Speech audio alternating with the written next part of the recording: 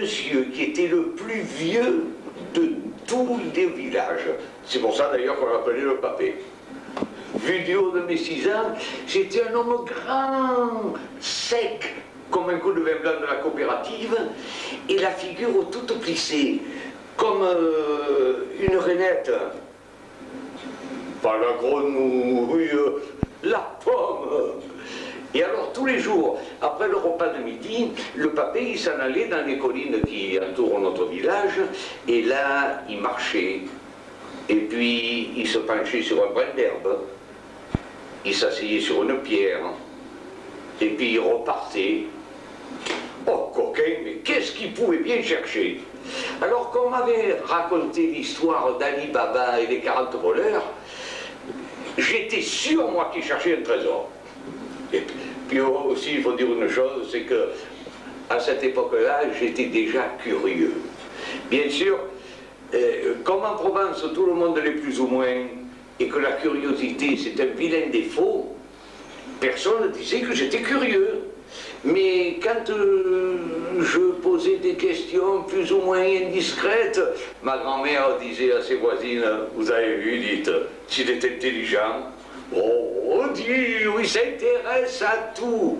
Oh, celui-là, il deviendra quelqu'un, renchérissait les commères du quartier, qui étaient encore bien plus curieuses que moi.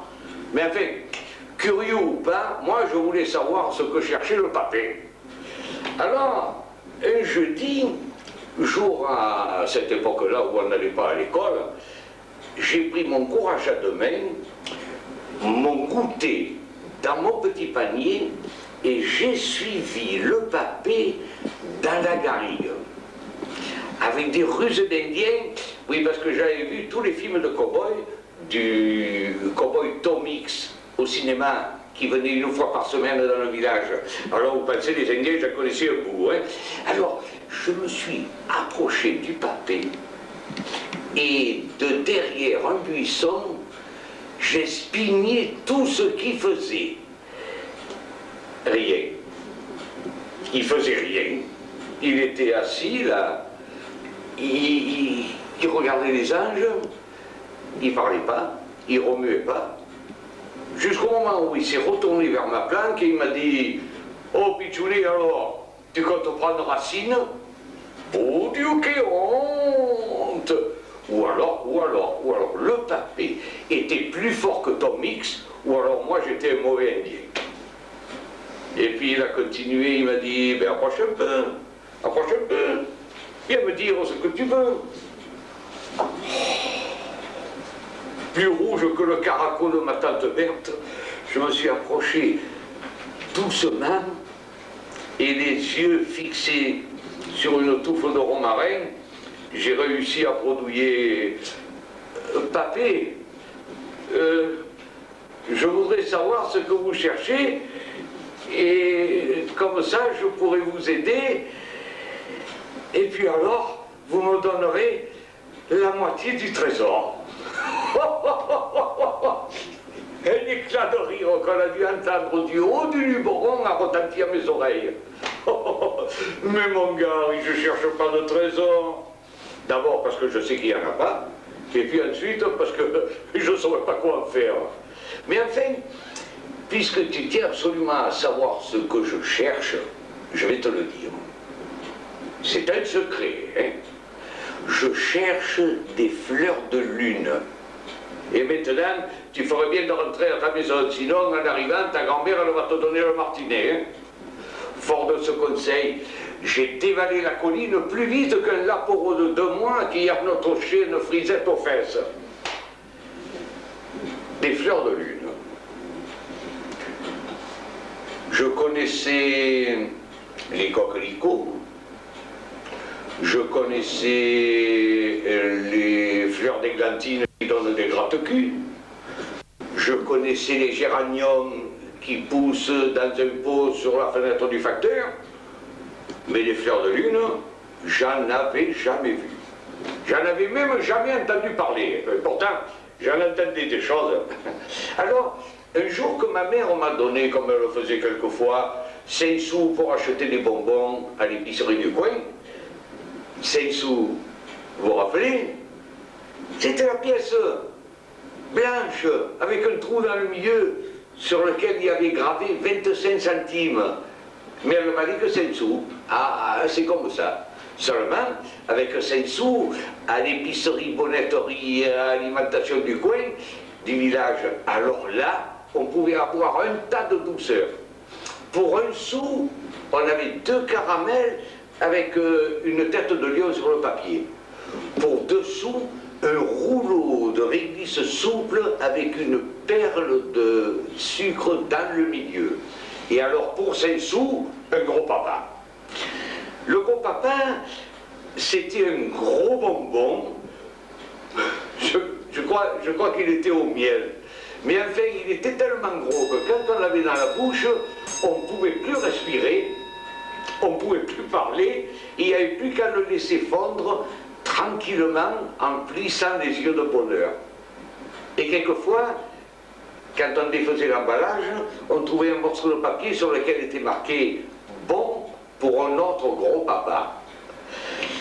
Alors ce jour-là, je me revois encore, je suis allé chez l'épicière et j'ai ouvert résolument la porte de la boutique et pendant que la sonnette de l'entrée annonçait mon arrivée, je suis arrivé sur la pointe des pieds, j'ai réussi à mettre le menton sur le comptoir, j'ai envoyé la main, j'ai fait voir mes 5 sous et j'ai dit à l'épicière, d'une voix que je pensais pleine d'autorité, hein, Tata Vincenette, je voudrais 5 sous de graines de fleurs de lune. L'épicière,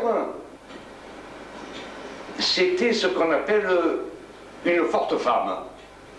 C'est-à-dire qu'elle avait des épaules de bûcheron, des poils à la moustache, et bien elle était restée toute interloquée, avec la bouche ouverte comme une truite qu'on vient de sortir de la rivière, et alors elle me fixait fixement d'un regard fixe, et puis reprenant ses esprits, elle m'a dit, Brodu, des fleurs de lune, c'est au moins ce jobasson de papier qui t'a mis ça dans la tête. Mais mon gâté, tu es trop petit pour avoir des fleurs de lune. Ben oui, t'inquiète pas, quand tu seras plus grand, que tu auras plus beaucoup de cheveux sur le crâne et que tu auras de la barbe au menton, tu accueilleras des fleurs de lune. Et gratuitement encore. Alors, fort de cette réflexion, de cette prédiction faite par une femme, qu'il faut dire aussi que, hein, quand les amis de ma grand-mère parlaient de Vincenette, elle disait Vincenette, quand elle était jeune, elle a vu péter le loup sur la pierre froide plus souvent qu'à son tour. Alors, cette prédiction faite par une femme qui tout de même avait vu péter le loup sur la pierre froide, encore que j'ai jamais très bien compris ce que ça voulait dire, moi j'ai pris une grave résolution. J'ai pris un gros papa à 5 sous. Et alors ce jour-là, est-ce le hasard? Est-ce la dextérité de l'épicière? J'ai eu droit à un gros papa gratuit. Eh oui, mais les années ont passé, ma jeunesse s'est envolée, et maintenant, comme mon âge se situe entre celui de l'épicière et celui du papé, mais à mon tour, je cueille les fleurs de lune. Vous voudrez bien savoir ce que c'est ces fleurs, hein, et où on peut les cueillir. Mais je vais vous le dire. Les fleurs de lune, c'est tous les jolis souvenirs qu'on a enfouis au fond de sa mémoire. Alors, maintenant, quand j'ai de la peine, quand j'ai du chagrin, au lieu de tempêter, de rouspéter, ben je fais comme le papé. Je m'isole et je cueille les fleurs de lune de mon enfance, de ma jeunesse, de mes amours, de mes amitiés. Et quelquefois, pour mieux les faire éclore, je les arrose avec quelques larmes. Oh, pas des larmes de chagrin, non, des larmes de bonheur. Il y en a une que j'évoque souvent. Elle fait revivre un petit garçon de 6 ans, un peu curieux, un peu poète, qui pour 5 sous voulait acheter des graines de fleurs de lune.